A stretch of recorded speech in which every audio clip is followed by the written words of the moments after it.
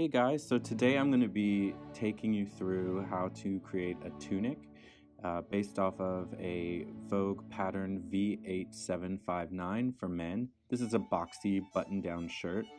The women's alternative is the Vogue Patterns V8689. Both of these shirts are boxy and have multiple sleeve options so that you can create any style that you want and any fit that you like.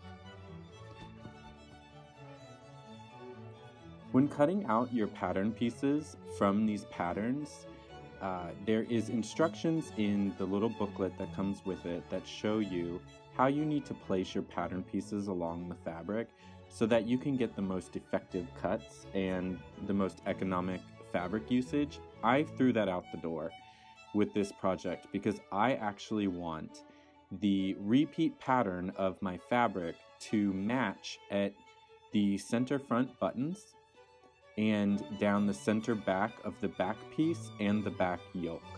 So I'm being meticulous here and matching the folded piece of the pattern. As you see, I'm just cutting past that, is the center front, and what I'm cutting down now is the facing.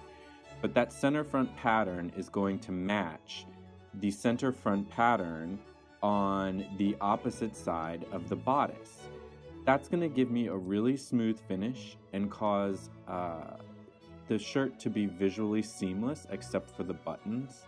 It is a couture finish and therefore it is much more expensive, but it is higher end and will look better in the end. So if you want to do this kind of finish and match these patterns along the edge, please prepare to come somewhere near double the amount of fabric that the pattern tells you is required to create it. I'm also using more fabric in the interim because I am making a longer garment than the actual shirt. And I've just taken the pattern piece and moved it down about 12 inches to give myself a little extra room to work with and to make sure that I'm covering everything I want to cover in the bottom half of my body. This is also going to be an area where I add pockets into the tunic in case I want to wear the tunic without pants. So now I'm just cutting everything as carefully and as meticulously as possible, and then putting all my fabric scraps to the side because some of them I will use later.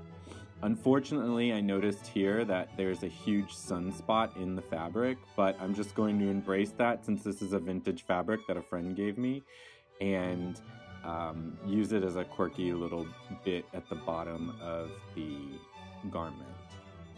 So just be careful. I'm experienced in cutting patterns, but if you need to weigh this down with sandbags, weigh it down with sandbags and use a rotary cutter if you are timid and a straight edge.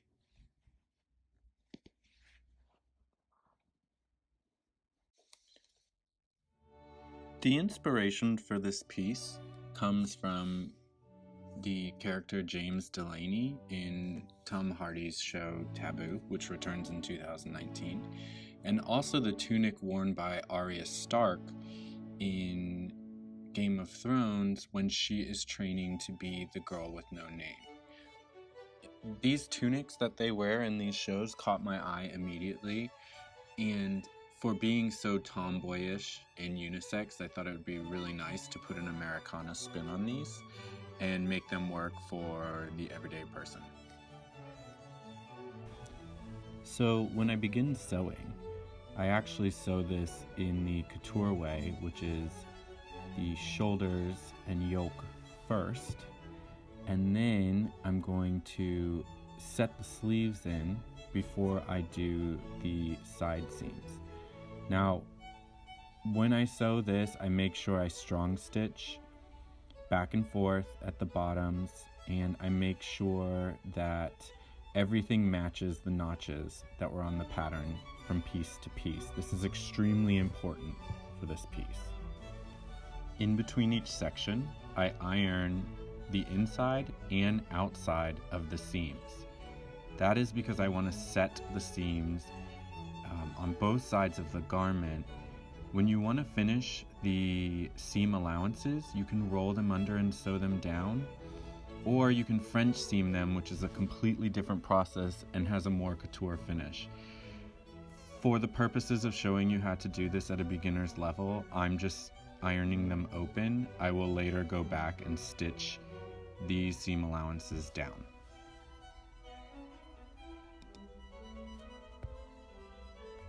Now, I added pockets on this tunic because I want to make sure if I decide to wear it without pants underneath that I have some storage for my wallet and keys. And adding a simple invisible pocket is really easy to do in a seam. So I traced my hand out on a piece of the fabric for the tunic and then created a square that was big enough to fit the hand and a little bit more. When I attach this to the side seam, I add a seam allowance and I sew the pocket lining into the side seam as I sew down the sides of the garment. So the side seam of the tunic, as you're going down from the armpit to the hem, you stop in the middle to sew around the pocket. Here you can see I've sewn the pocket linings to the side seam, and now I will treat this as one single piece for the front of the tunic. And so I will just outline that with my sewing machine as I sew it to the back of the tunic. For the collar, I cut the collar pieces and the collar stand pieces with fusible interfacing. And what that is it's a stabilizer, it's a non-woven, and it has small glue dots on one side that you can iron and it will stick to the back of the collar. When I cut the collar out from the tunic fabric, I made sure to cut it so that when the collar is folded down on my garment, the print matches the rest of my shirt. So technically I cut the collar upside down out of the print. So once I have the interfacing ironed on, go ahead and sew the front collar stand to the front collar and then the back collar stand to the back collar. I iron that seam allowance open and set that seam, and then I pin and sew the fronts and the backs of those together. What you end up with is a collar and collar stand that look like they're made out of interfacing. You then flip them inside out and you iron them to set the seam in the collar. I opted not to add top stitching to the collar, although that is a nice added touch. When you're steam ironing the collar out, it's really important that you poke out the corners and the rounded edges of the collar stay and the collar itself. That's going to give you a more commercial finish and it's going to look more professionally made. You can also trim out the seam allowances on the inside to reduce any of the bulking, but that's the main technique. Now it's just a matter of matching up my front and back bodice pieces and with the pocket linings and sewing all the way around and down the bodice and making sure that the pockets are in there and that I use the same seam allowance all the way down to the bottom of the tunic. This is relatively easy and straightforward, and surprisingly, the finishing on the pocket looks very professional when you turn it right side out.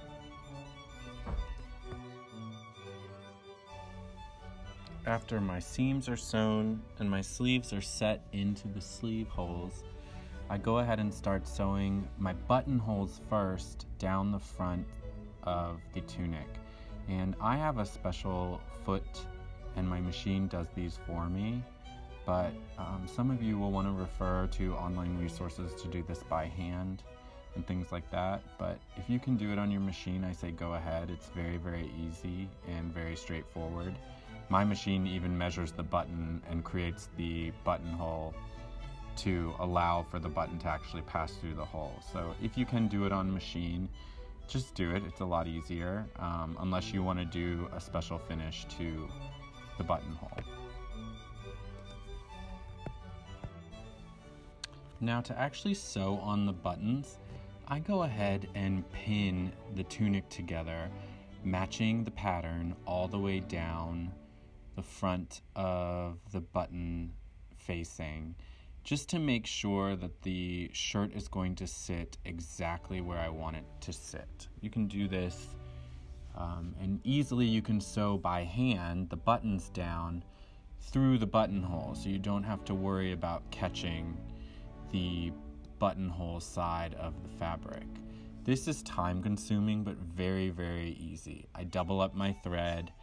I usually sew in horizontal lines across the buttons if it has 4 holes, and I leave it at that. You can also opt to put the buttonholes on the inside of the facing of these patterns, and therefore you'd have an invisible button fly down the front of your shirt. I have opted to do that with zippers before with this pattern, and I have also done it with buttons that I didn't want to show up on a piece that was made out of sequined fabric so that it was seamless. This is time consuming, so just tie a knot at the end of your doubled string, sew through, sew your buttons down, and just put something good on Netflix or Hulu or something, because this is going to take you an hour or so. But you're basically done with the garment once you get this finished and ready to put it on and wear out. I actually really love how the body fits down. It's really loose and the shoulders are a little bit big. I probably wouldn't button this all the way to the top. However you can if you like. But I'm kind of obsessed with how this is turning out. I've matched the pattern down the buttons here. That is just a couture finish that I think will make this stand out a little bit more. It does make you use a lot more fabric, so you do need to take that into account. Any of those patterns that you use will have mapped out how you cut out the fabric pieces. That is mapped out in the most efficient and economic way that it can possibly be done. So if you do want to do things like match repeat patterns down, your button lines and things like that, you're going to have to purchase more fabric. I went for a little bit less than a 3/4 sleeve. I've just hemmed it up simply with a top stitch, rolled it under twice. The hem on this comes down about 5 inches below the knees. It's a weird proportion for me, even though I'm 6'1", 6'2". So I will be doing something to augment the length on this. I'm actually going to wear this without pants. I think it's really, really nice. I'm going to take up the side and open up the side seam here so that my legs can move more freely. I don't want to pull it too high because when I sit down I don't want, the slit to come all the way up to my waist. But I'm going to do it in a way where it's still a little provocative, but it's covering more than if the garment was sewn all the way down the side seams. It's really fun to make, and it was time consuming but really, really easy. I'll link all of the pattern pieces, the notions and things like that I use down below. I usually search for the cheapest of the best, so hopefully that will help you guys out. But other than that, thank you so much for watching. I hope you guys like this. I hope you're excited to go out and take this pattern and make your own shirt dress or tunic or just a shirt, crop top, whatever it is that you like. Just know that most of these patterns come with multiple sleeves, multiple body lines, so you can change a lot with it with just, a $7 pattern. Thank you guys so much for watching. I will be posting more soon, and I hope you guys really enjoyed this. Thanks so much. The end product is a beautiful vintage looking tunic that fits me perfectly. The sleeve fits perfectly as well. And it's something that is well made and sturdy enough that if I ever want to change it or hate wearing tunics, I can just hem up the bottom and turn it into a shirt. The pockets are big enough for me to just stand there sheepishly and shyly rocking back and forth, and they're also big enough for me to carry a murder weapon. Thanks so much for watching, guys. I hope you enjoyed.